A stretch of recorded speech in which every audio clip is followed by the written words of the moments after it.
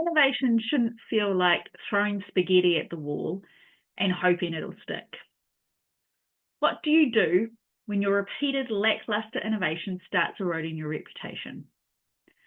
In this episode of Busting Roadblocks, I'll take you through an example of how I took the chaos out of the innovation process.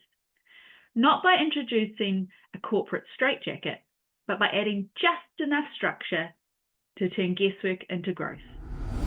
Welcome to Busting Roadblocks, the podcast where we break down the biggest roadblocks in business and help you clear a path to success. I'm Janet, your host and founder of JC Consultancy, where we help businesses remove barriers and unlock their full potential. Let me set the scene. We've got a family-owned business. If you've ever worked with a family-owned business, you'll know there's a few extra or different, how do I put this politely, influences on decision-making and how business happens. We're looking at a business that's now owned by second and third generation. The first generation, the founders, have mostly exited the business. The core business is worth about $150 million. And as with classic branded businesses, 80% of the value comes from 20% of the portfolio. Now, innovation can sometimes be a necessity, particularly in categories and businesses where people are always looking for growth, right? The shareholders or the customer are always looking for new news and growth stories. The interesting part of working with this family-run organization is that the ideas for the innovation came from the board. Now, understandably, they own the brand. They believe they have really good ideas and they want to have input into what comes out the other end, right? So they can be proud of it. Totally understandable. The problem that you have is when you're getting to second and third generation owners is they likely, and it may not be the case, but they likely have been brought up in wealth, right? So their connection with the reality of their consumers can be quite distant. Hopefully that was a polite way of saying they're quite rich and they don't understand what normal people purchasing behavior is like. So when you're reacting to their whims, which might be, I went to wherever and I saw saffron in this product, I think we should put it in our next product, it makes life a little bit difficult. Now, my background had come from quite corporate, and as you would have heard in an earlier podcast, I had come from a really great company that worked with a 5-stage and gate process. It was rigorous, it covered everything, all your risks were involved. It was, however, quite slow. Nothing wrong with that, it worked for them. It gave them something like 62% success rate on innovation, which is quite high. So I didn't want to be this person who came and go, I found the gold standard. You guys need this. This is how we're going to help your business and help you perform better and get the customers' faith back in what we do. So sometimes identifying the roadblock is finding out what is applicable for the business that you're working with, right? In this situation, being a small business, even though it's a $150 million brand, being a small business means you can make decisions quite quickly because you are dealing with the decision makers one-on-one. You don't have to go through big panels and meetings to decide what to do.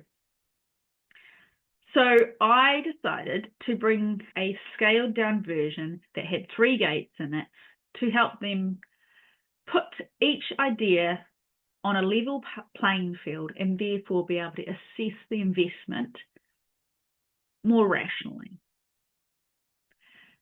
A big part of what I put into that stage and gate process was identifying the key trends and our consumer insights, right? So putting the consumer at the center of our innovation as opposed to one of the board members, we put the consumer back at the center of our decision making. We made sure that when we looked at the resources, and that's people, time, and money, that we were choosing the best projects. As a result, we restored our reputation with the customer. We still had our core delivering what they needed to. We gave them enough new news that was on trend to consumers and giving them some innovation and some innovation growth that they needed and wanted. We also got a result at the back end, right? So obviously at the board meetings, the people who were less vocal about new innovation and just went with the flow could now go, but hang on, here in black and white, if we put saffron in, we're going to make 10% less margin. Are we in this to make money, or are we in this to make you feel good because we've got a saffron product out there? So what was the key outtake from this? I reckon there's a couple. I would say that sometimes the roadblock is not necessarily the problem that's in front of you. And I think that's sometimes difficult to uncover. But if you looked at it at face value, you would say, innovation isn't hitting, we're annoying the customer.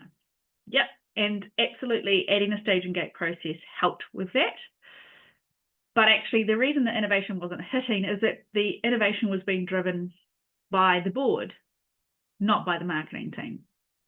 So using that same process to bring the decision and the innovation ideation from a level that understood the consumer and customer better also drove better innovation and innovation that stuck.